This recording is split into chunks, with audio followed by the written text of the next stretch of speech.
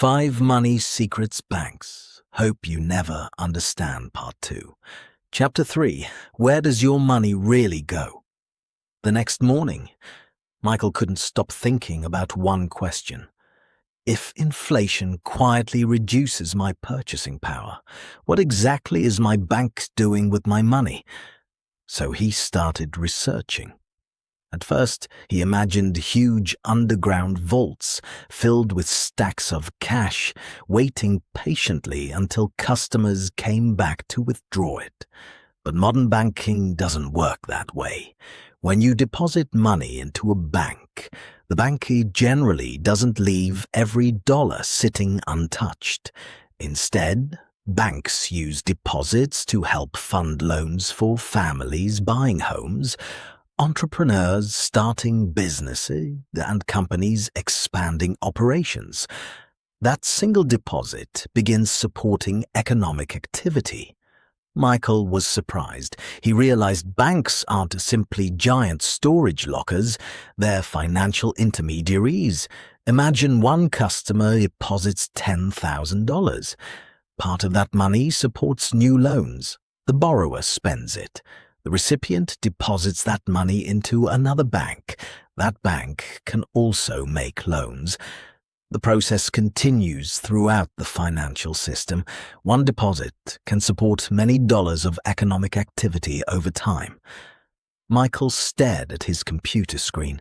So my money isn't just sitting there. It was helping fuel the entire economy. Chapter 4. When confidence disappears. Everything works as long as people trust the system.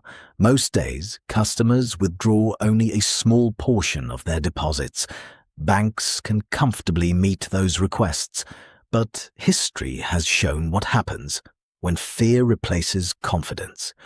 Imagine thousands of people rushing to the same bank, all demanding their money at exactly the same moment. Even a healthy bank can face enormous pressure during a panic. Economists call this a bank run. History has seen several banking crises where panic spread quickly and institutions failed, reminding everyone that confidence plays a critical role in the financial system. Michael finally understood. The strength of banking isn't built only on money, it's built on trust, and trust can disappear much faster than it's created. Chapter 5. The rich pay less to borrow. While researching banks, Michael discovered something else that seemed completely unfair. Why did some people pay 22% interest on credit cards, while others borrowed millions at just a few percent? The answer was risk.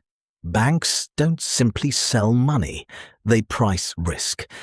Imagine two customers walking into the same bank. The first has maxed out credit cards, missed several payments, and little savings.